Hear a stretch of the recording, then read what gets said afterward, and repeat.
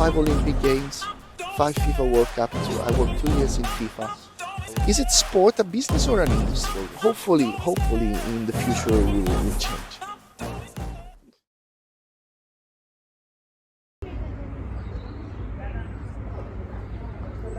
Marco, it's good to see you. So, can we start with telling us a little about yourself? Very nice to be here with you. Thanks for the invitation. I'm Marco Sansoni. I'm from Rome, Italy. That's the stadium where I became a fan. I'm a huge AS Roma fan, and overall a big sport fan. All sports. Next is your career in the sports industry is very impressive. So, could you share your career background in the sports industry? Yeah. Basically, I got involved in sports by chance, because my background is political science, and I studied political science international studies. My dream when I was a kid was to become an ambassador. But for some reason, I ended up working. I ended up a weekend in Torino back in 2005, 20 years ago, for a weekend with my girlfriend. And I got a job in the Olympic Games. That's how everything started. I was hired by an American company called Contemporary International, which at that time, being American, they were already ahead compared to the sport event business. They were focusing on the fan experience, so the spectator experience. And I was hired as event services manager for one of the venues of the Winter Olympics in Torino 2006. And that was my first experience. And since then, basically, I felt in love with this job, taking care of the spectators, integrating the various services within a venue, and taking care of the volunteers. It's like a list of things that I love to do. So I didn't feel like working. And my first thought after that first job was, how do I keep working in this environment? We're talking about the early 2000s, when there wasn't really a job called sport event professional. You know, sport events, there was a lack of consistency sport events. Every sport event, especially the global ones, they were hosted in a city and managed in their own way. So there was no consistency between an event and another, and only a few would work in several events.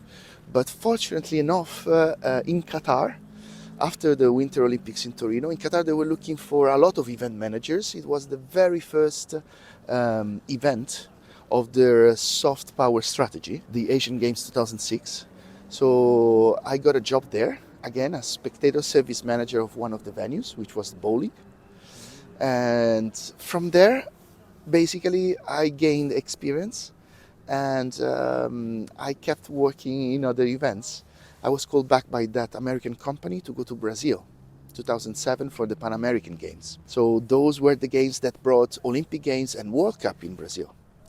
So by working in that environment, I probably did a good job. And the people that I worked with remembered about me, and they called me back when it was when there was they won the bid of the World Cup. So it's a long path. It's 20 years, but basically, to sum it up, it's 5 Olympic Games, 5 FIFA World Cup. I worked 2 years in FIFA. I worked for F1, Asian Games, Pan American Games, Ryder Cup here in Rome 2 years ago almost.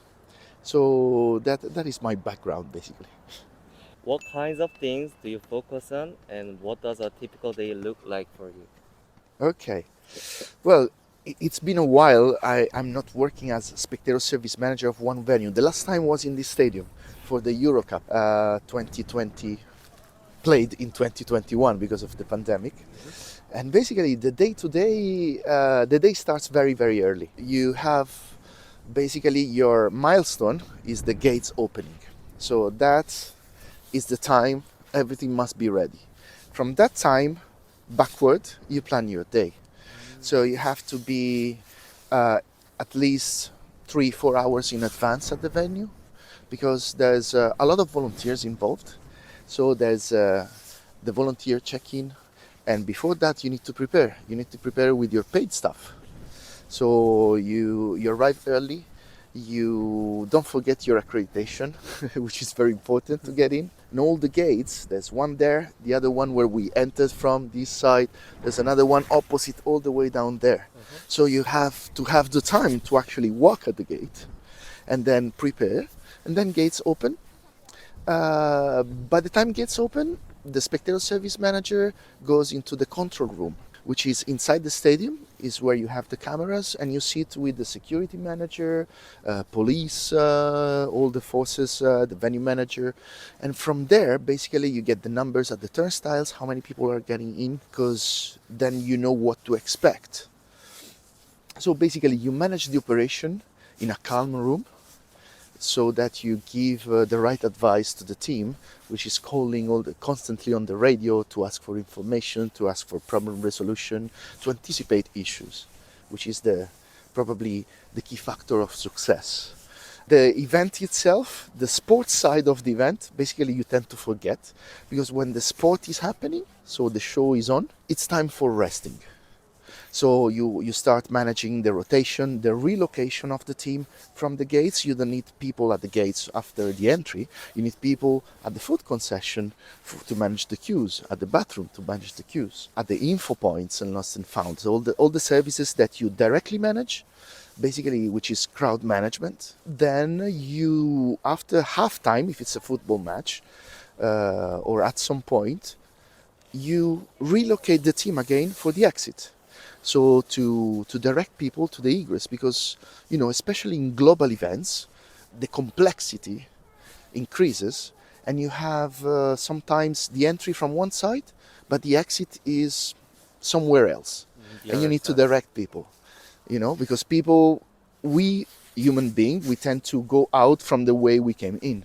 Yeah. So, and then you use volunteers, barricades, and all the means you have, megaphones, to direct people toward the right exit, because what they're looking for is for transportation to go home now.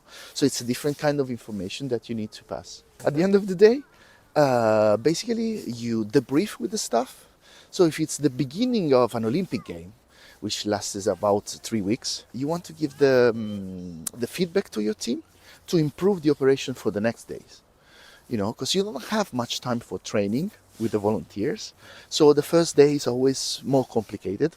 So you give the advice, you do the debriefing with your staff, with your volunteers, and then finally you do the report. You send the report to the headquarters, and then basically you check out. The day is over, and in about 3-4 hours it starts again. So you're managing not only the stadium, all the service to start the Olympic game or big mega events. You're managing all of them.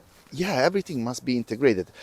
It's not managing directly, but is being the point of contact between the organization, because the services you provide inside the venue, they must match the services you provide outside the venue. Transportation, taxi point, all that stuff. You need to plan in advance accordingly to a consistency that you want to provide the smoothness, the effortless, and the most seamless experience to the spectator. That's how you approach the planning phase, and then you put it in practice in the operation phase. So from your perspective, how does your role directly impact the success of these big events? This is a very good question, because what I believe and what I always explain to the organizations which see spectator services as a cost, for me it's an investment, the key element of integration of all the services and of all the operations, because once there's a manager for every client, right? There is the VIPs, there is the teams or the athletes, there is the media, the broadcasters. Every manager has its own client at the very center of the planning. Being those, let's call them the client, the B2B clients, broadcasters, media, sponsors, right? They are B2B clients. they put the money. So they have the priority in the decisions. But by taking decisions based on the B2B client, then you create issues to the spectator experience. So how does spectator service make the difference is to recenter the focus on the B2C client, which is the spectator coming to attend the event, which is the thermometer, right? The indicator of the success of the event. If the stands are full and if the crowd is cheerful, then the event was perfect. So that's why I think the importance of spectator services role is to ensure that the organization keeps the interests, the various interests, balanced on what is really important, which is the spectator of the athletes, the experience of the athletes, and the experience of the spectators, which according to me are the two raw materials of sport business. This is one thing that I teach. I have a course in sport management is focused on spectator experience and fan engagement. So basically, I start my classes saying, "Hey guys, so what do you think? You want to work Yeah. in an Definitely. industry or in a business?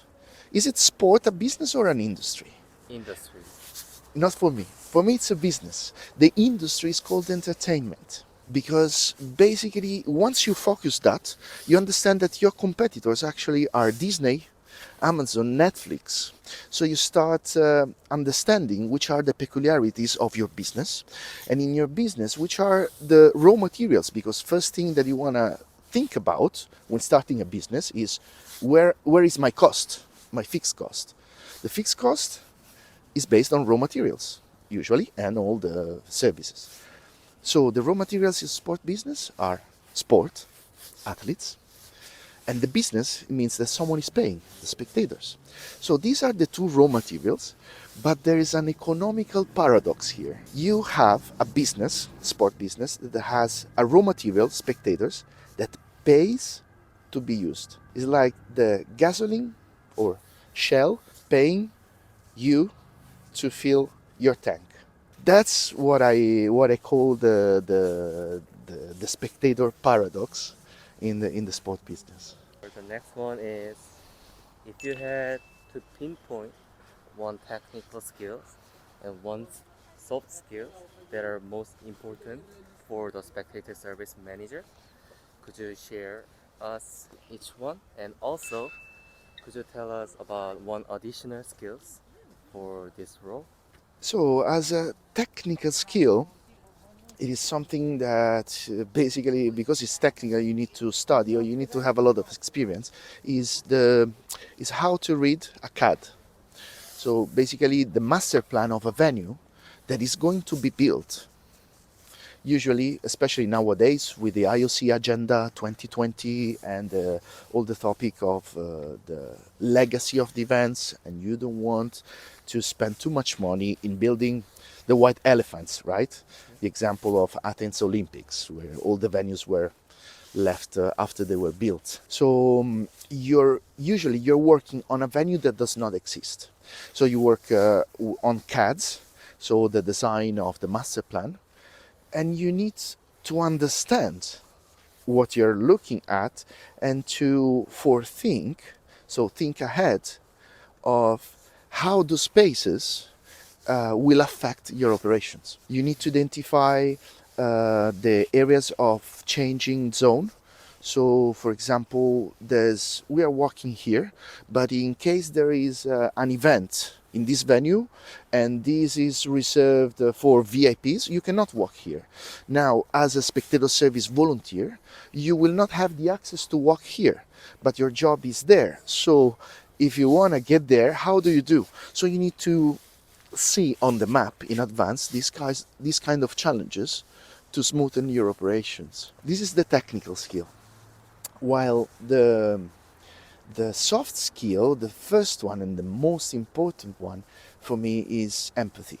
Empathy. Empathy, absolutely. In the world in general, there's a lack of empathy, but for me, it's really really important, because by empathizing with the plan, empathizing with your volunteer, because your real client, as a spectator service manager, I always teach that to my teams, is your real client is the volunteer. If the volunteer is happy in performing his job or her job, then they will give or pass that happiness to the spectators. So it's a chain. So empathizing with the spectator and being proactive, that's another very important soft skill, both for the manager, because problem solving is a skill, but anyone can solve a problem, or most of people can solve any problem. Anticipating the problem, so being proactive in solving a problem that doesn't exist, but avoiding that problem to happen, that is the real thing. And by empathizing with the spectators, the volunteer, from the volunteer side, you see someone that is looking at the map, walk to that person and ask, can I help you? Because if he's looking at the map, he has a question, and you probably have the answer. And if you don't have the answer when they ask you a question, I always tell to the volunteers, don't say, I don't know. Say, I will look for the information. That's a good tip. Yeah, and that's empathy. For the additional skills? For the additional skill, I already gave you a tip about the proactivity. Another skill is critical thinking. Always be ready to, or don't be afraid to ask questions, and always think that sport management or sport event management doesn't really exist. I mean, it exists. It is something where we work, but there's not much literature. Now you have courses. When I was young as you are now, there wasn't much courses. Maybe in Coventry there was already. Probably was the only one in Europe. So be critical in the approach. Don't give for granted that it has always been like that, because always is very recent. It's not something that has been developed where there is literature. It's something that worked in the past. Doesn't mean that it will work in the future. For the next one is then, what experience or projects would you recommend to someone who wants to become a spectator service manager? Okay, what I really, really recommend is whenever a global event comes to your country, get involved. Because that's how 99% of the people that I know started. Basically, I started in Italy, my country, when the Winter Olympics came. And I got the opportunity and I took advantage of it. A lot of people started, so in case you have an Olympic game in your country, get involved. World Cup, Asian Games, or whatever, get involved. The bigger is the event, the more fancy it will look on your CV indeed. For the next one is, if you could give one piece of advice to someone who wants to become a spectator service manager, what would it be? It's not that easy, unfortunately, and for many years now I've been thinking about developing a course to actually educate a new generation of spectator services manager, but it's still a niche market, because when the organization is setting a budget, the last they think about is the spectator services. It's a cost. So we need to give food and field of play to the athletes. We need to build camera platforms for broadcasters. We need to have the VIP tribune. Then we'll put some seats, or we don't even need seats for the spectators. They are the last, So the advice is, again, look at large-scale events, apply for junior positions, and if there's no junior position, apply for volunteering. You cannot really learn nowadays unless I teach in that course about spectator services, because there's no one teaching about spectator services at the moment. Sorry about that. No. I was thinking because it's really hard to advise specific things to do right away. The thing is that globally, the approach to spectator services is security oriented. There's you have a job because there is a law. If the law says that you need to manage the crowd in a certain way, then there would be jobs to manage the crowd.